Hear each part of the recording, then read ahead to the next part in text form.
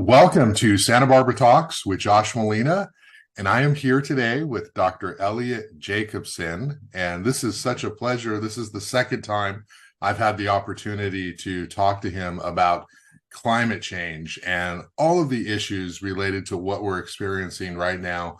We had a really dynamic conversation last time, and it received a whole lot of attention for my podcast, and I know you did a lot of national and international media, and we're going to get to that and the reaction to some of the things that you said on the show the first time we talked. But Eliot, I wanted to start off right away with what everyone is talking about here on the West Coast specifically, which is Hurricane Hilary. And we're talking about headlines that say this could be catastrophic. We're talking about the third time we've had this type of hurricane on the West Coast, with the last one being in 1939. So let's talk. Let's dive right in. Welcome. I appreciate you being on the show and sharing your knowledge and expertise.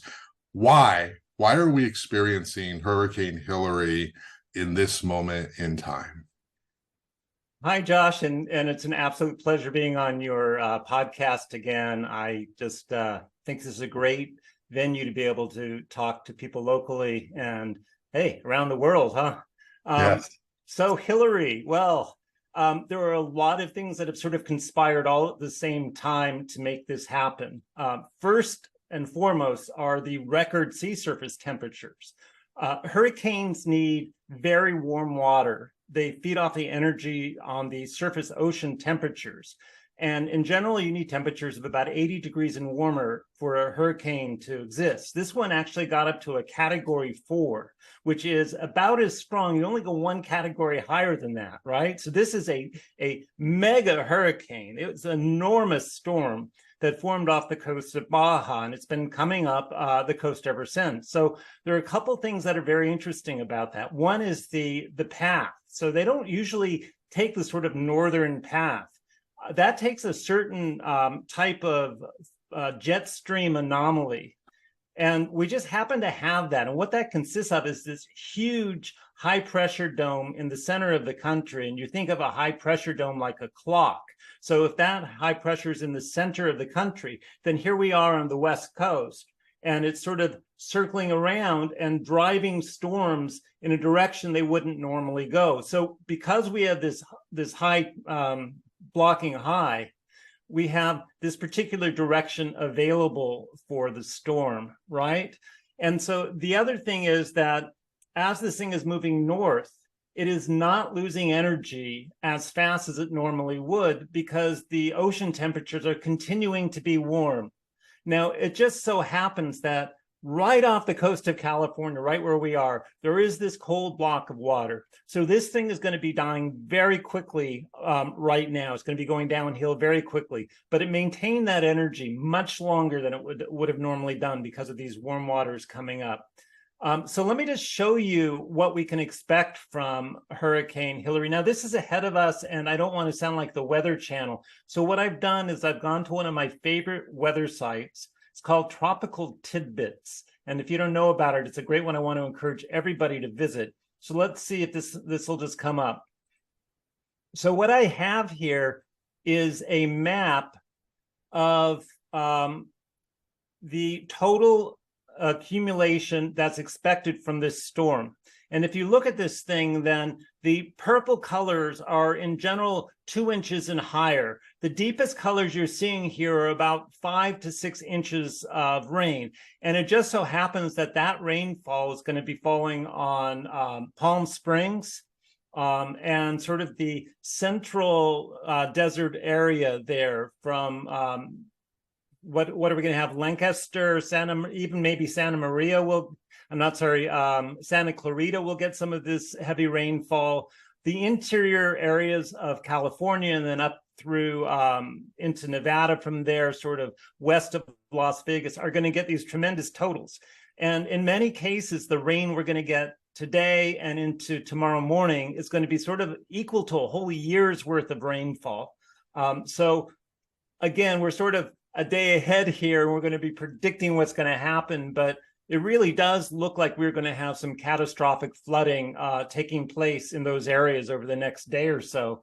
And here in Santa Barbara, as you can see from this map, if you know where we are, you can look at the islands, the Channel Islands there, and sort of go straight up from there. We're right on the edge of it, where we'll get maybe 1 inch or 2 inches. And so it's not going to be a real problem for us here locally. But if you just go a little bit south and inland, that whole area, Los Angeles, is going to get hit really hard. The San Diego area is going to get hit really hard. So it'll be in the news for several days, and we'll just have to see what actually happens here. So you talked about we have these rising warmer ocean temperatures, and so that's what's keeping this going. And then it's going to hit sort of this cold front, and it's going to slow down.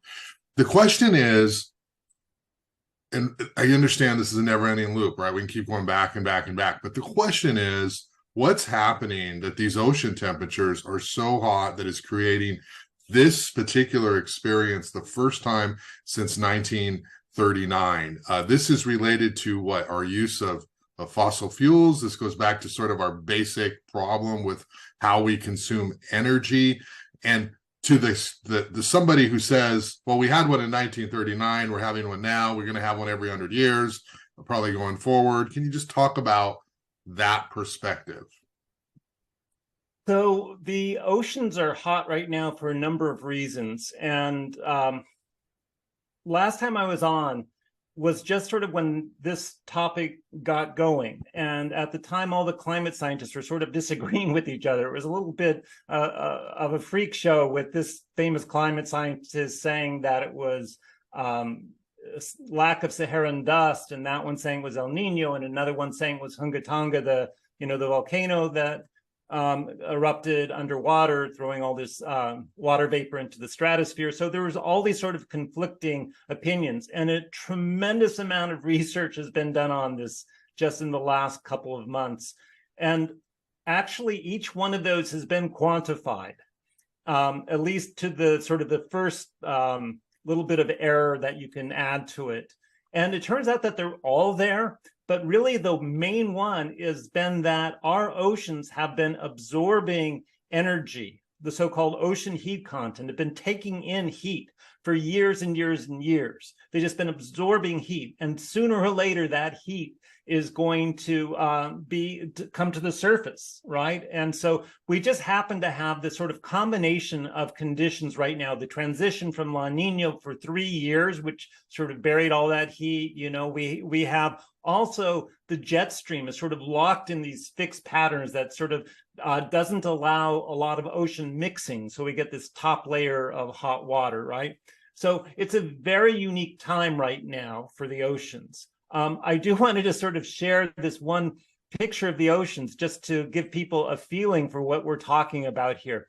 So this is a picture of global temperature anomalies for the oceans, right? And we can see in the Atlantic, it's just bright red throughout the Atlantic. And off the coast of South America, you can see the strong El Nino footprint. Right now, the coast of Baja, you can see the warm temperatures, and you can see that little bit of cold water I was referencing there off of California too, right? So all of these conditions are necessary for this sort of storm to really just come out of the blue and happen right now. We need all of the jet stream anomalies, the ocean temperature anomalies, right? The latent heat that's just been waiting to come out. So we can definitely expect more of this, right? It might not take 100 years. The next one could come later this season. We don't know. But right now, these sorts of storms, not just this one, but the storm that led to the fire in Maui was a hurricane that went to the south of it, while there was a huge high pressure system to the north creating these winds, right? So all over the planet right now, we're having these sorts of conditions that are creating tremendously anomalous weather events. And we're just experiencing one of many. So yeah, going forward, we are going to see a lot of this, a lot more of this, maybe not this exact thing, but a lot of sort of freak weather. I mean, Phoenix had 31 consecutive days above 110 degrees this summer, right? Off the coast of Florida, ocean temperatures, right? Ocean temperatures were measured at 101 degrees off Florida, right? We're not talking about land temperature. This is an ocean temperature. So there are, and if you just look at the daily news, right, we have floods in Slovenia and fires in Canada, and everything is happening everywhere right now. And this particular hurricane is just one thing that's local for us and will lead to whatever devastation it does. But I mean, we're just going to see a lot more of all of this in the future, and there's really no way around that. Now, we talk about things so much, or at least I do, from the human perspective and how people are impacted. When we're talking about the rising temperatures in the ocean, can you talk about how that affects sea life and how that correlates to how humans experience the world? I mean, obviously, migration, right? Obviously, and fishing impact. So if the water temperatures are hotter and staying there and for more days and increasing, and it's rising up, and that's contributing to the hurricanes, what's happening to life in the water? Well, I mean, one of the largest impacts is on coral right now. And, coral sort of, depending on the sea surface temperature, first you could have a bleaching event, right? If temperatures go up so much, but if the temperatures go down again, then the coral can survive the bleaching and it comes back. But because of these extreme temperatures, we're losing. I mean, coral reefs are just dying, right? And so, especially off of Florida, but coral reefs, when they die, the whole food chain associated with them dies too, right? So we have that happening sort of in real time. One of the great die-offs of our coral on a planetary system. We have whales beaching themselves. You have fish die-offs. There was a picture of this whole mass of fish that just floated to the surface. Look, you might think that they could swim somewhere warmer, right? But it's not like fish know what direction is. I'm sorry, they don't know where to go for cool water, right? Survivable temperatures. And that might not exist in any sort of distance that they can get to. So we are losing sea life on a massive scale right now. And, of course, that impacts us humans. This is a food source for a large part of the world. So, I think that this is an untold story. I'm not that familiar with the specifics of how ocean life on a broader scale is being impacted by this. But the things I do read are just terrifying. And I think it starts with coral. So that, if anybody wants to do a deep dive, that's where you would start your investigation. So, in California, we deal with earthquakes, right? These are the kind of things that our infrastructure has prepared for, that we've prepared for with our infrastructure, reinforcement, seismic reinforcement. And it's always been, well, on the West Coast, you've got to deal with the earthquakes. And on the East Coast, you have to deal with the hurricanes and the tropical storms. Are we also at this pivotal time? And I know people like you have known this time is coming, but is it now time for your lay person, your elected officials, your lawmakers, your activists to start thinking, we need to start preparing our infrastructure for hurricanes? Because we're talking about, Riverside and Victorville and Palm Springs, not, nowhere in California is anyone prepared for catastrophic, massive year amount of rain in a day.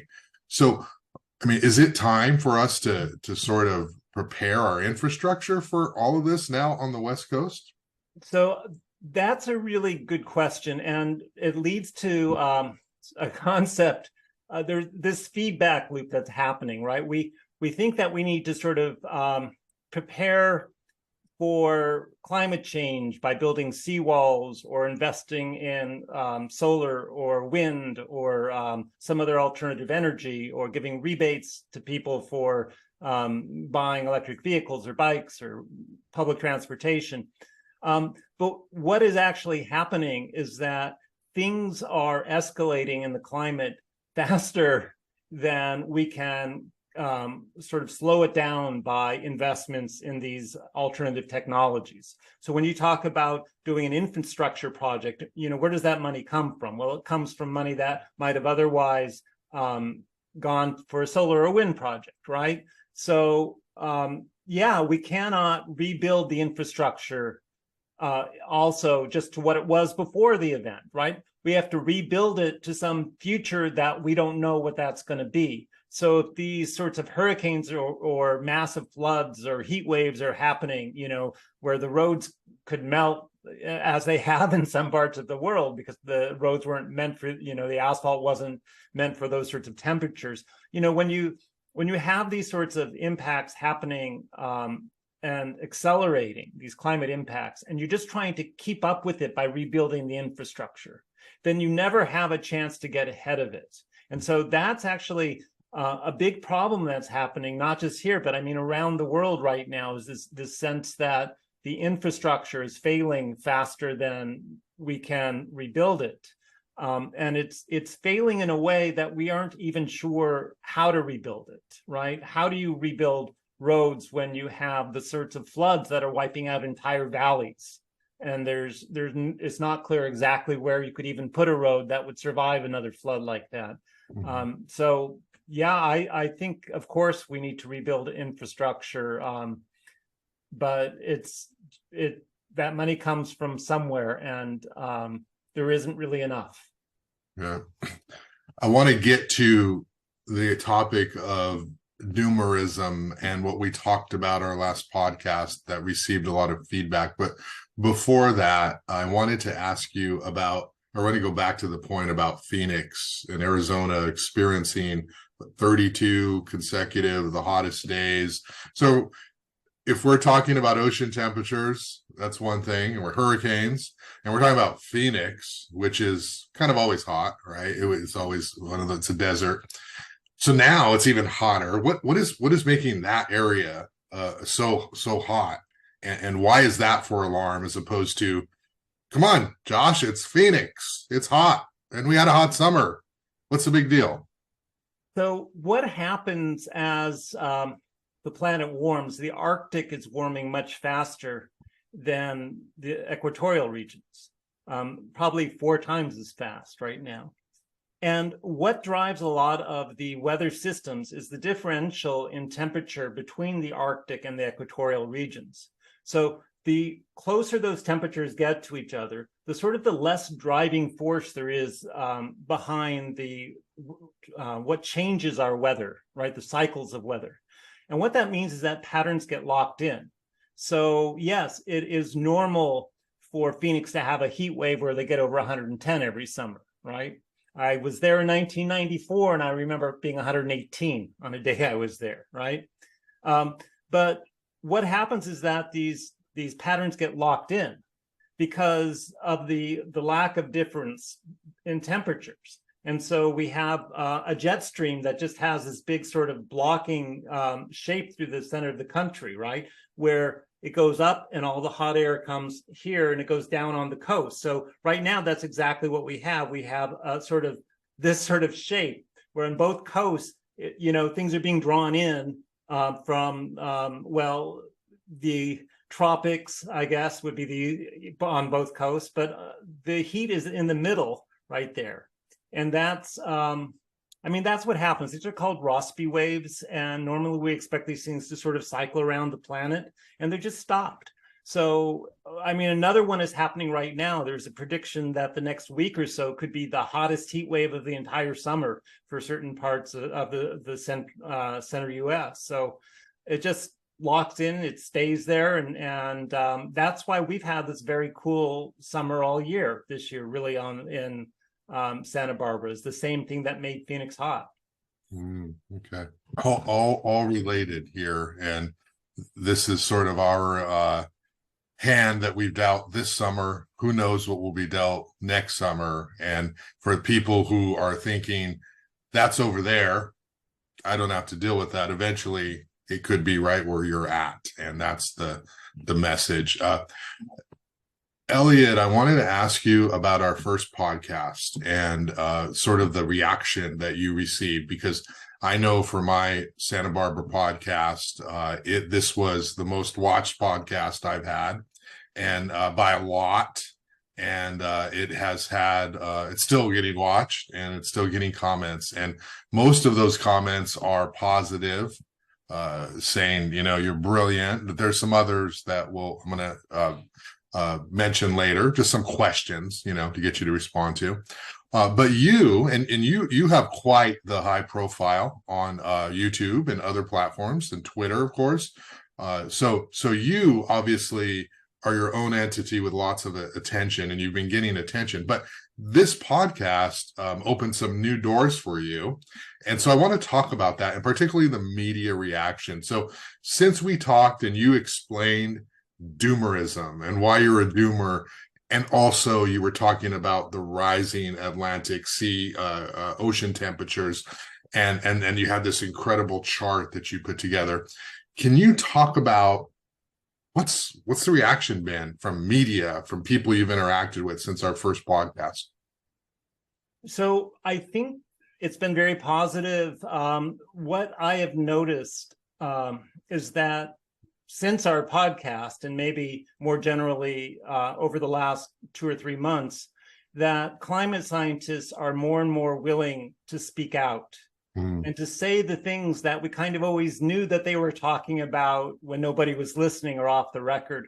There is a brilliant article just today in the Los Angeles Times where a reporter got a number of climate scientists to sort of say things like, well, we expected this in 30 or 40 years, and then I thought maybe a decade, and now I'm not even sure about what's going to happen in the next year or two. Just person after person just sort of spilling their guts about this. They can't, this is so much beyond what they thought. So I am very grateful that whatever role I had in making it easier for climate scientists to be able to publicly make these statements. For the record, I was in touch with Greta Thunberg. I was on CNN. Al Gore used one of my graphics at a TED Talk, right? And there have been a number of other high-profile instances of my work being featured for those, for those who like sort of the Australian juice media. There was a wonderful video that I loved. There's sort of a comedy news political station on YouTube about Australian politics. But at any rate, that's just to sort of illustrate it's been used all over the world in any number of ways. And so, I've had millions and millions of hits on Twitter of these various images that I've posted. And I've been quoted in dozens or scores of news articles, right? And so, I mean, that's nice from a sort of perspective of it. It's nice to know that people are thinking about what these images actually represent in terms of the future of the planet, and they're coming to terms with them, and they're talking about them, and they're more willing to be open with each other about them. So, I mean, that's been the upshot. It's all been positive, very positive. So can you talk about the media? And I know you did CNN International, you did, TED Talk, Al Gore, you were on multiple television interviews. And so how do they approach you? I mean, do they approach you as a scientist? Do they approach you as somebody who analyzes this data?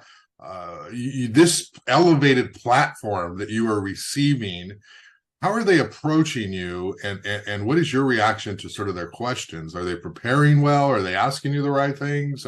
Talk a little about your media experience from someone like you whose mind is very much on a different, wavelength than how media works. I think that the media in general has been extraordinary. I think they're very hungry for this, and they're smart. I mean, so I'm not going to say who this was, but in one interview, before the interview began, the person said to me, I'm so tired of these climate scientists with their hope and we're going to all be okay and we're making progress. I'm so tired of this. Please just say what you want to say, right? So I got a lot of that from the media, which is just a sort of gratitude that there is somebody willing to say on the record sort of what all of these numbers are indicating, right, and are clearly saying, so that there's not this, and this is what I meant about sort of opening the floodgates, right? Because when I was on CNN, for example, and I said, the person said, "What does this all mean? What do these images mean?" And I said, they mean we're right at the sixth great extinction, right? We are witnessing the sixth great extinction. We are witnessing the end of global industrial civilization, right? To be able to say that and have that be said globally, I mean, you can't step back from that, right? Right. So to have that message go out globally really, I think, was extraordinarily powerful. Not everybody's going to agree with that, but at least it says, okay, it's okay to go this far on global media. Right. So my sense is appreciation in general. I mean, I haven't been interviewed on Fox News or by Joe Rogan, but so far appreciation. Yes. Well, I want to see you on Joe Rogan because I believe you deserve the largest platform available out there to talk to people. And because I promised I would give you a shout out. Well, yes, of course, that's part of the deal as well. But more importantly is everyone and the largest podcast in the world would benefit from what you have to say. Some of the reaction I got, I wanted to mention it and then throw a question at you too, is we talked a lot about doomerism and what that means. And that in its face is shocking because so much of the conversation, particularly in Santa Barbara, the birthplace of the environmental movement, is about get on a bike, get out of your car, solar energy. It's this narrative that we all need to do our part to stop climate change. And you come out here with, it's too late. It doesn't matter because humans have already destroyed the planet. And we need to not be thinking about how we're going to save the planet for humans, but for whatever is after us, whatever species is going to remain after us. And that's kind of a shocking perspective because if you're at a cocktail party or, if you're on a nature hike with your environmentalist buddies and you bring that up, they're going to look at you as though they're like, well, whoa, what's going on, right? That being said, I tried to get, traditional environmentalists on the show to not rebut you or anything, but to talk about the environment and climate change. And of course, I was going to mention some of the things you said. And what I found was people have a lot of respect for what you're actually saying, and they don't want to go in there and debate doomerism. They would instead just want to talk about every little bit helps. And let's talk about reducing our footprint, our carbon footprint, and our dependency on fossil fuels. And that's where they want to be, but they don't necessarily want to debate you. And I had mentioned this to Michael Shermer, the skeptic, and and he said, it's a perspective. I just want to talk about my things. And I mentioned it to Leah Stokes, come on the show and we'll talk about this. And, it's like, he said what he said, and I don't want to, debate a local person, And so there's this like narrative of Eliot's kind of right, but we're not going to have that conversation. We're going to have the conversation around, well, we have a different attitude, which is every little bit helps. So I just wanted to sort of ask you about that's a problem. Like that's a problem in the environmental movement, because what happens is you've got the deniers, the conservatives, the people who are saying this is all a cycle and none of it matters because our planet's always going to be here. They'll point to all that, right? And they'll say they can't even agree. So let's all continue to drive my big cars and I'll continue to not recycle or do what I need to do. And so I'm just wondering if you could kind of just zero in on this, attitude among the mainstream environmentalists about this topic, because is there money to be made? Is there fame and fortune to be made about ride a bike, don't drive a car, and that's going to save the earth? Because here you are with all your graphics and saying, you know, it's too late. So can you just talk about that? Yeah, it is too late, isn't it? And, one of the things that has happened to me over the last month here locally, or 2 months, is that I've been contacted by some of our most esteemed local people, right? I'm not going to name any names, who have come out to me as doomers. Now, they're not going to say that in public, right? But they're like, yeah, I agree with you. So when you're saying, do they just agree? I think in principle, yes. But you ask a very good question, which is exactly the point of what I was saying previously about how what I said is allowing people to say publicly some of the things that they never could have said before. Just by virtue of not debating me, right? It is giving the other side, it's giving my views more weight, right? Just by not coming out.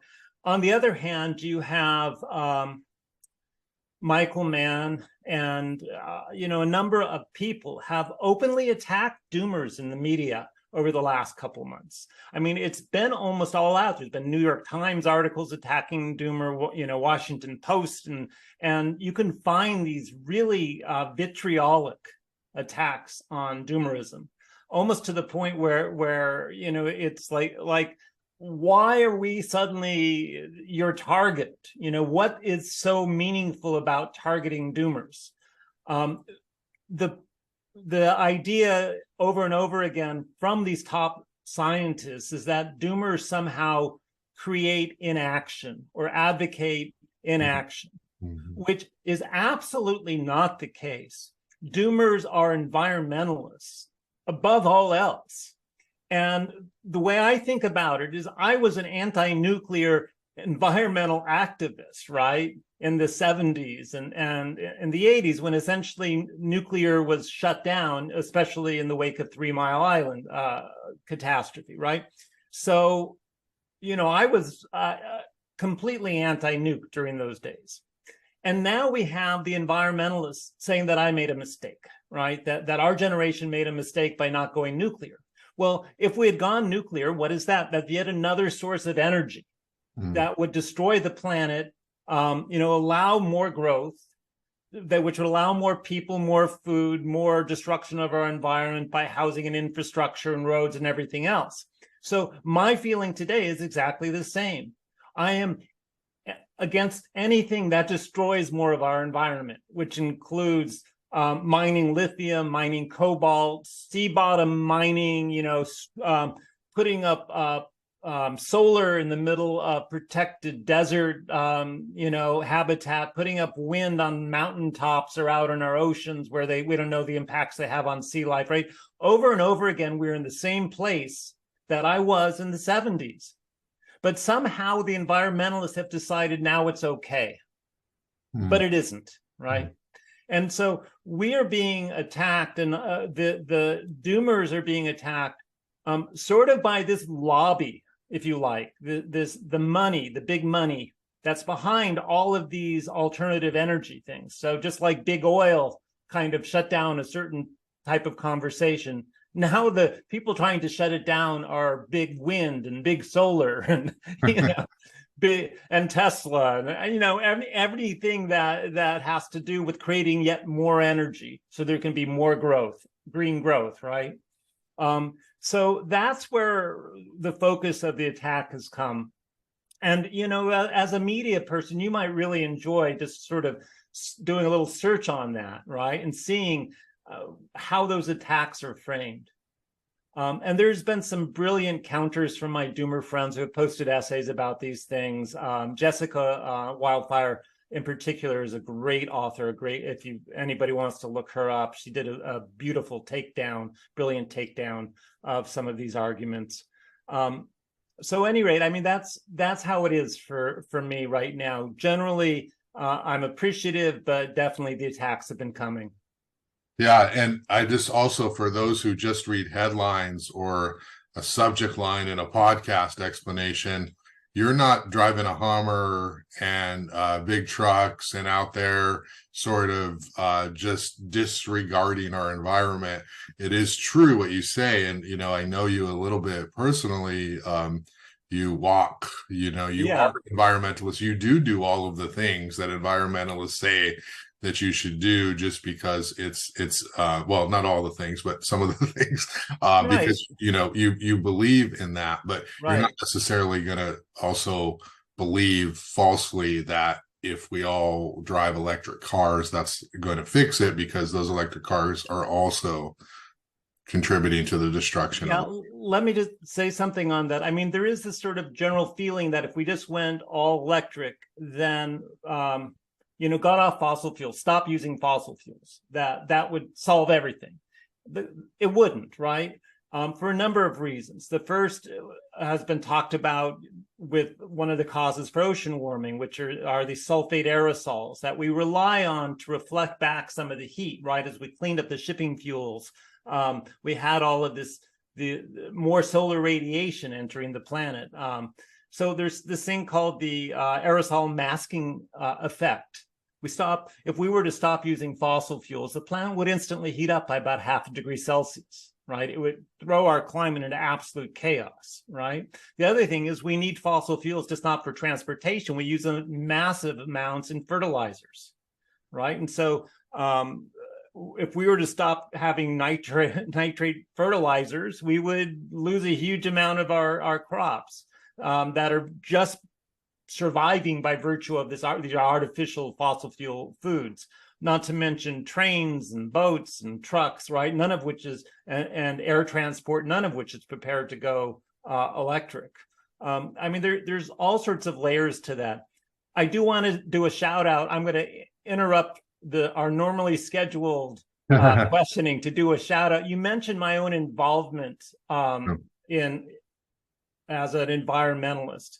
I often get people making special requests for their pet issue, right? You ask about the kind of things I get all the time. People are asking me, would you please, sign on to this initiative we want to send to President Biden, or start advocating for veganism, or whatever it is, right? Just for the record, this is the what I'm involved with locally is the Planned Parenthood book sale, right? So this supports health, right? The health and reproductive rights, which I view as one of the primary and most important environmental things we can do, is to empower people to make their own choices about how they want their life to proceed.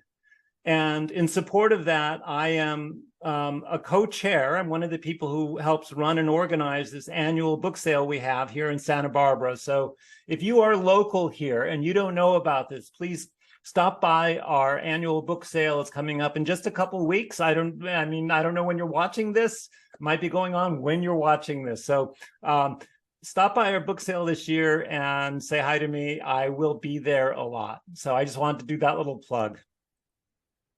Yeah, great. And that's definitely going to help your credentials with the environmentalists who are thinking, who don't know you, who are thinking you're some don't do anything right wing, you're actually not, very much so not, as far as I know, and so, and that's a whole other topic we could talk about down the road, is sort of, population, but we're not going to get there today. Okay. Eliot, I keep calling you Eliot because I know you. That's fine. Dr. Jacobson, let me ask you a couple of questions based off of the feedback from our original podcast. And one of them, let me pull them up here. Let's just start off with kind of a sciencey one, but can we suppose that the wildfires in Canada are also contributing to the rise in ocean temperatures? Is there a correlation that the wildfires, you look at that map of Canada, it's all over Canada. Is that a result of, is that causing it? What is going on with those wildfires as it relates to what we're talking about? So it's a combination of things. First of all, the Arctic is heating up much faster than the equatorial regions. And in particular, the boreal forests of Canada have been experiencing massive drought and heating. So it's just tinder up there, right? And so what I have here is just an image that shows, for those people who might not know, just how much has burned in Canada to date, right? So these are in hectares, right? So in actual acres, it's about 34 million acres is burned in Canada, and we can see a comparison to previous years up there. There's a tremendous quantity of CO2 that's being released from these fires as well. I believe it's already over a gigaton of CO2 has come just from these fires. So are these contributing to ocean heating? Not directly. Is ocean heating part of why these are taking place? Not directly.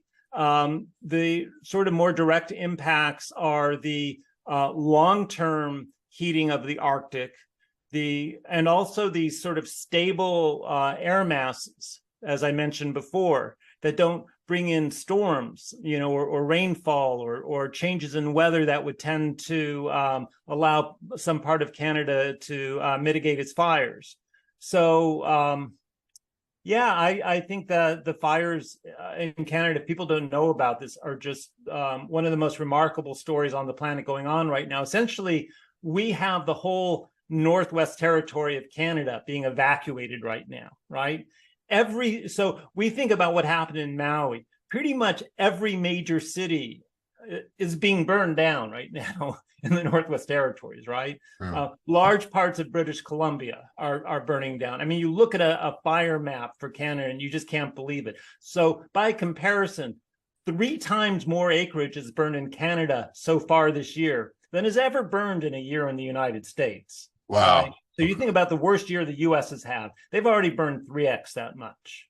It's massive, and it's an ongoing catastrophe right now in Canada. Yeah. Let me ask you one. This one's a little tougher here. I'm just going to read it exactly.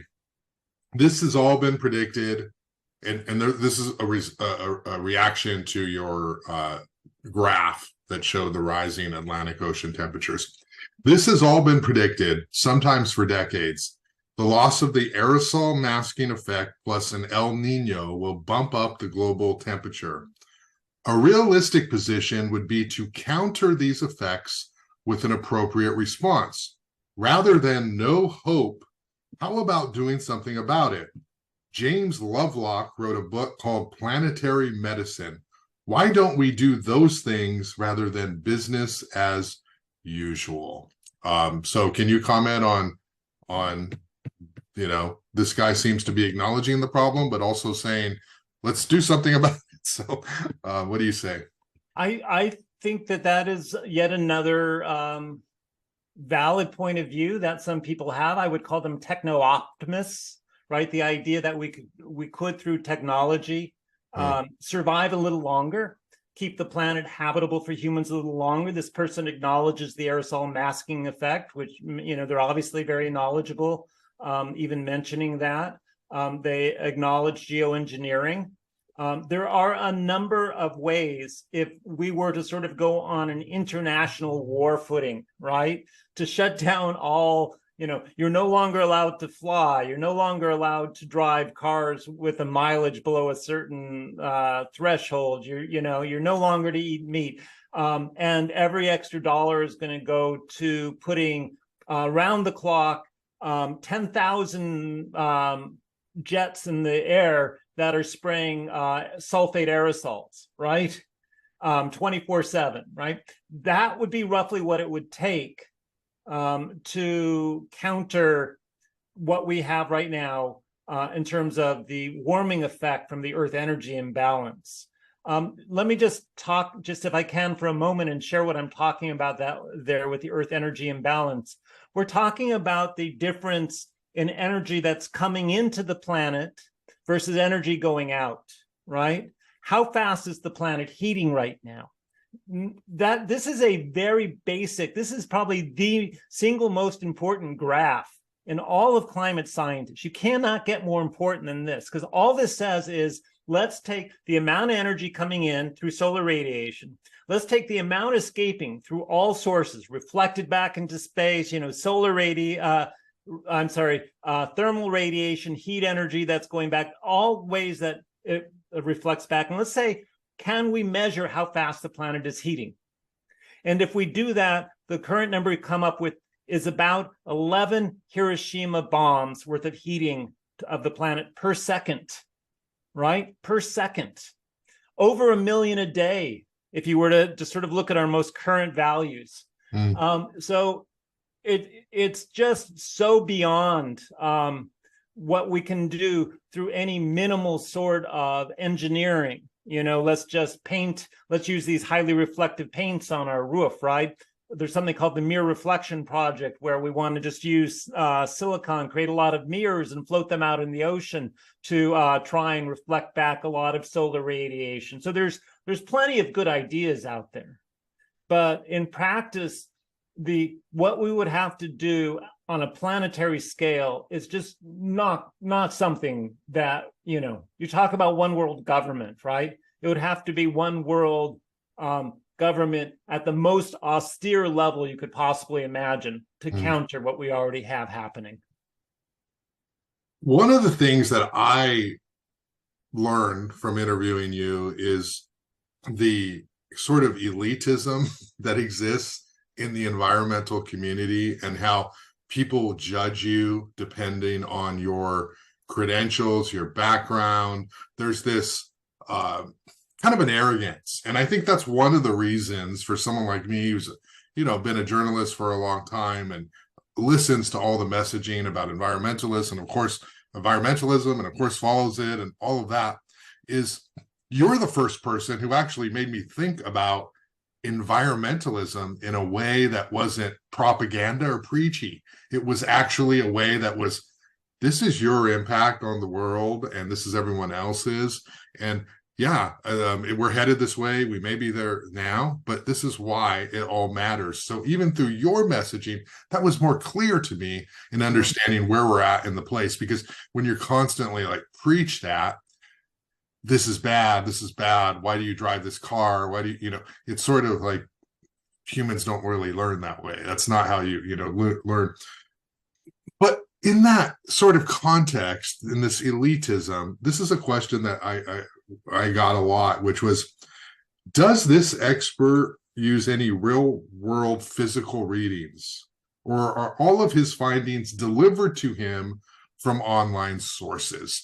And that's one of the ways that some of the people have sort of minimized. Was there were other questions like, well, has your research been peer reviewed, and therefore you don't deserve an opinion, kind of thing. So can you talk about how that mindset and that mentality actually defeats the whole environmentalism messaging? Like, if you can only talk if you're out there taking samples of the ocean, as opposed to somebody who's brilliant and can understand data. I mean, like, talk about that level of disagreement in the environmental community about who can have an opinion. So there's a couple things going on there. The first is you're being trolled. That is a troll question, and I get it all the time. So they're going to attack you for not being in the field, or your data source is not true data, it's a model. Your data is not, is only back to 1982 or 1900, is not 1 billion years old. The Earth has been around for 4.5 billion years. There's a whole spectrum of sort of troll variations on that question. So when you go to a doctor and your doctor, prescribes a medicine for eczema, right? Your doctor hasn't created that medicine, right? They haven't done the lab experiments on that medicine. They haven't written the peer-reviewed research or submitted it for approval to the FDA, right? They are someone we regard as an expert because they are using the scientific process, which is relying on peer-reviewed research that has come before them. And there are lots of biases that go into this research. However, with climate science, there is pure raw data, right? There are tons of satellites up there. There are buoys that take temperatures. There are weather balloons, there's ultrasound, there are all these different ways that we are taking temperatures. We're looking at ice cores, we're looking at sea sediment samples, right? So we can get very accurate temperatures, very accurate, back to about the 1850 to 1900. Before that, we rely on what are known as proxies, which are things that only happen if the temperature is within a certain range. So, for example, the type of sediments or the type of carbon isotopes, or all these different things. So, people are asking these questions to troll you and troll me. These are not serious questions. I provide data sources for everything I post. Is typically in my images where I got the data. So, for example, the Earth Energy Imbalance came from Ceres, CERES, which is an online.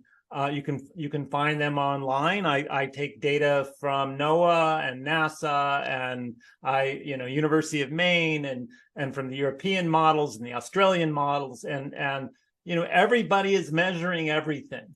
There is not some massive global conspiracy here to defraud people so that a climate scientist can go on some. You look at where the money is, right? Where is the money? It's in fossil fuels. It's in electric cars, it's in wind energy, it's in solar energy, right? The Inflation Reduction Act wasn't an act that said, let's preserve deserts, let's preserve mountaintops, let's preserve areas. No, it was, let's mine this, let's build this, right? So where is the money? The money is industrial, right? And so I routinely get attacked by industrial and military grade trolls. And all I can say is, these people are either bots or they are paid, because I can block one of them and they will come on and say exactly the same thing tomorrow. And another thing that happens is that sort of by the day, I will get 20 or 30 saying the same sort of comment. So it's sort of almost like, this is your direction for today, is to troll using this language. So that you've got hit. Those questions are total trolls. It's good to make that point. So you understand that in the context of the comments you're getting, there's a certain amount of trolling that's going on. Yeah, definitely. And I'm going to end in a second with like a positive one that summarizes most of the comments I received were, of the hundreds of actually I shouldn't say that, hundreds, several hundred were positive. You were the first person who opened their eyes to a certain way or explained doomerism in a way that they felt like, wait a minute, that's how I feel. I just never actually labeled it that way. This one's a little more thoughtful, and it's going to touch on it. One thing we already talked about, but I do want to ask you about it, because all of these have a lot of respect for you. I wish the professor at explaining doomerism had done a better job at clarifying that while current human society at its present scale is totally doomed, so agreeing with you, we as a species may survive, and therefore every millionth of a degree warming is worth fighting for. Okay, so that's the splinter. Every barrel of oil, every green legislation, we can prepare the next world for sustainability for whoever inherits it without giving up on humans as a species entirely. No mention of that, though, just mentioning animals who might survive. And so this is a little trolly, but there's a little bit of essence there to the question, which is, why are we only worried about what comes after the sixth extinction? So can you talk about that, please, and sort of respond to that sort of mentality? Well, I think that there's a really good point there. There are many doomers out there that follow this idea of near-term human extinction, that humans will be extinct by 2026 or 2030 or 2074 or some fixed date. And if you go online or you go to YouTube, you can find large segments of doomers. There's a big Facebook group called NTHE, right? Near-term human extinction. Mm-hmm. So I actually am not one of those. And I sort of reject that when people say, you're talking about human extinction. No, I am talking about the extinction of about 75% of the species on this planet. Whether humans end up being one of them or not in the short term is yet to be determined. And I completely agree. We should do everything we can for the planet. But I don't think we should view humans as exceptional. All right. That is sort of the speciesism, to think that humans are somehow a more important species than any other species on this planet. If we do everything we can to save habitat, to save the environment, right, that will have the effect that this person is saying of preserving some parts of the planet so that some form of humanity can continue there. And I mean, great. I'm the last one to say that, you know, we should kill off all the humans. I don't feel that way. But I do feel that if we focus first and foremost on the environment, right, rather than first and foremost on what humans need to survive, that in the long run, that will be better for the planet and whatever of humans persist through that. Right. Great. And then I just want to read a really positive one. Eliot J has a gift for transmitting true facts about climate to the layperson, as well as helping frame hope versus action.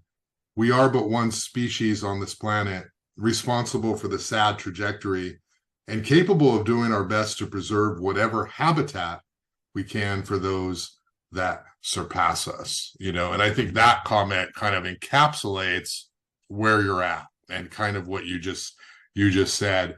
And most of the comments were right on Eliot, exactly what needs to be said. And you know, to circle back, you have affected the media narrative, and in some cases they gave you credit, in some cases they did not, but you are sort of opening the door for people to talk about the sixth great extinction, and it's sort of like mind-boggling. It's as though we're talking, well, I don't want to compare it to something crazy, but the idea that we can have that conversation in the realm of a normal conversation about the environment is quite impactful, and it's just a really significant change. Eliot, as we wrap up here, let me just sort of ask you about where you're at now in terms of where things are headed for you. We didn't talk too much about your bio on the first one, but people might sort of see you as being this negative doomer who's not really worried about what's going on. It's quite the opposite. You're quite engaged. Your mind is firing at all kinds of different levels. As you watch Hurricane Hilary today, as you continue to look at the data every morning, what is your mindset going forward on these climate change experiences that we are having? If you could do this, right, and have a goal and make things a certain way, talk a little bit about what your goals are here in educating people on your social media platforms and everywhere else that you talk. What's your hope? What's your vision going forward? Well, I'll just say it's a much, much sadder planet today than the last time we spoke.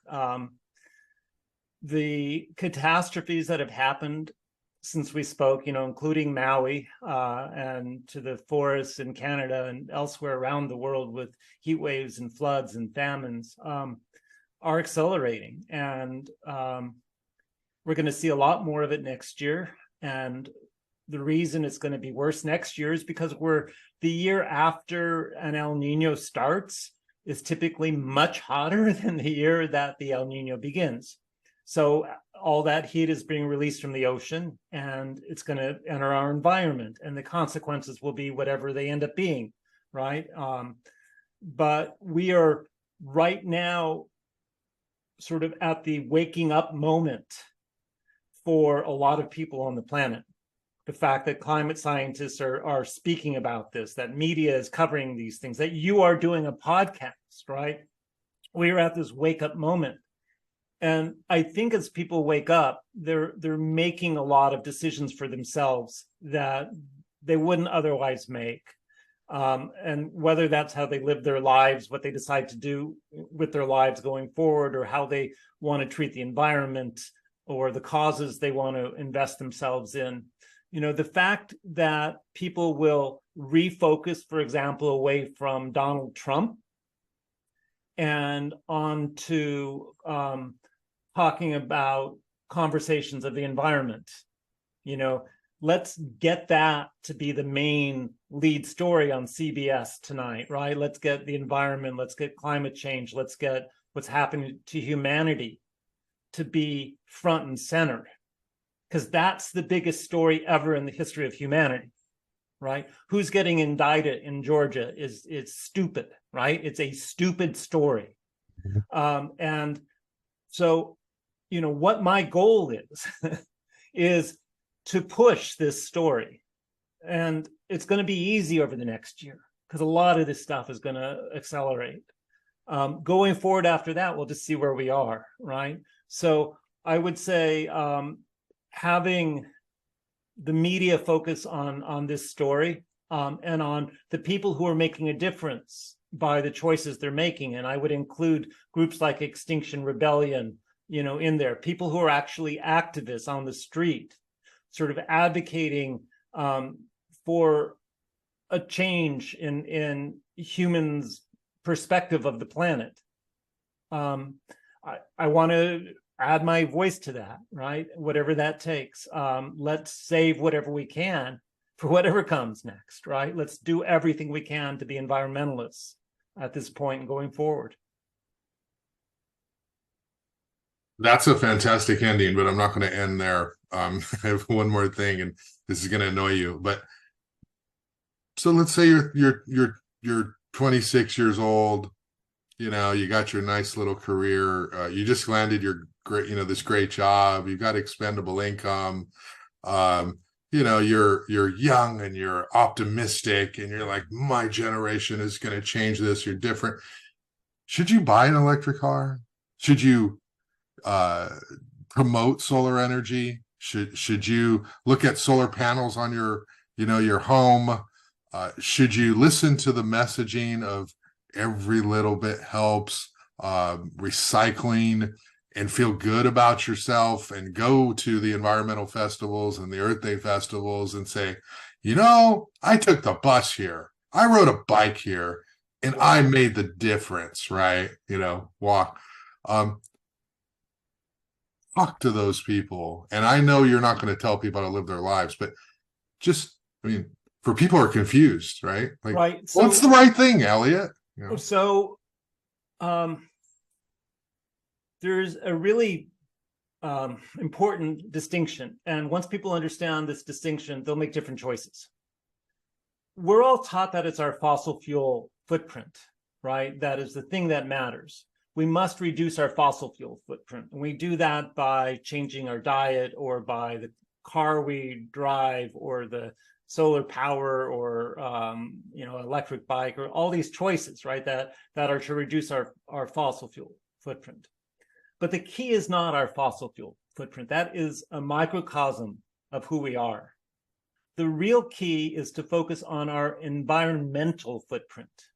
What is it about everything we do that impacts the environment?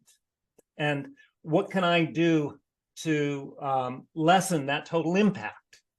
And so when you view your life as having an environmental footprint and wanting to make, to minimize that, that's when you make different choices. If the question comes, do I want to have a fossil fuel car or an electric vehicle, right? And that's a choice you're making.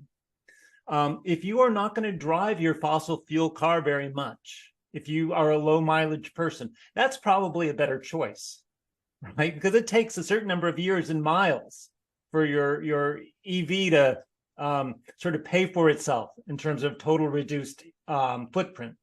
So these are not easy choices for people. And I don't want to say that you must do one thing or the other. And I don't judge people for any choice they make, right? If somebody wants to eat hamburgers and another person wants to be a vegan, it's both fine by me. I'm not going to judge either one of those.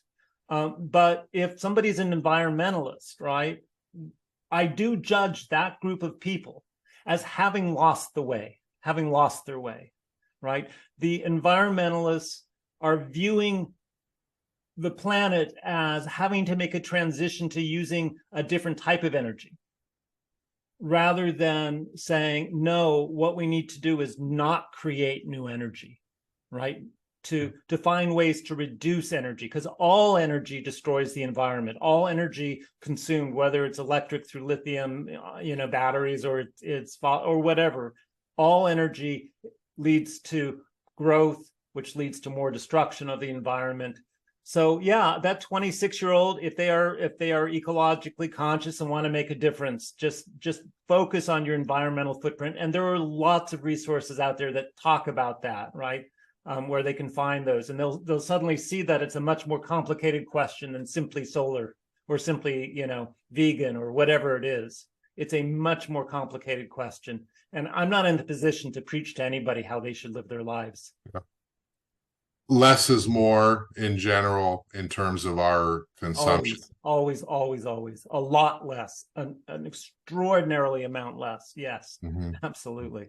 And that's so counterintuitive to what we learned growing up in the United States, right? Which is accumulate wealth, yeah. wealth, more and more and more. You made it. Right. Get stuff, get plastic throwaway stuff, right? I mean, it's Christmas. You go to a store and you see it's just full of plastic throwaway stuff that'll, last a few months. And I mean, yeah, we live in a society of waste. And of course, we haven't even touched on plastic pollution here, right? Which is big in the news today. Yeah, so the levels of destruction of our environment are so thick right now that you have to make a lot of choices that are really well thought out to not be accidentally causing even more damage through what you thought was a good choice. Right. Dr. Jacobson, can you just state your Twitter and how you want people to find you? I did not put it on the last podcast, but and I got some comments saying I couldn't find him on Twitter. Where's his Twitter? So can you state it, and we can wrap up here? Yeah, so I have a website where I post articles that I write, and that is climatecasino.net, in reference to my previous life in the casino industry. On Twitter, I am at Eliot Jacobson, 1 L and 1 T. On Threads, I'm also at Eliot Jacobson. I think on Blue Sky, I'm also at Eliot Jacobson. So I have a YouTube channel. You can just try and find me as Climate Casino is my YouTube channel, where I post a lot of my videos about this subject. So yeah, I sort of have a reasonably large social media footprint. And quite an extensive bio for anyone who visits your website. They can learn all about your, you're constantly, your entire life, been challenging the system. So I have been a troublemaker since a very young man. Yes. And my mother would have told you that when I was 12. Well, that's great. We need more troublemakers for people to pay attention. So that's great. Dr. Eliot Jacobson, thanks a lot for your time today. And we'll talk again. Take care. You too.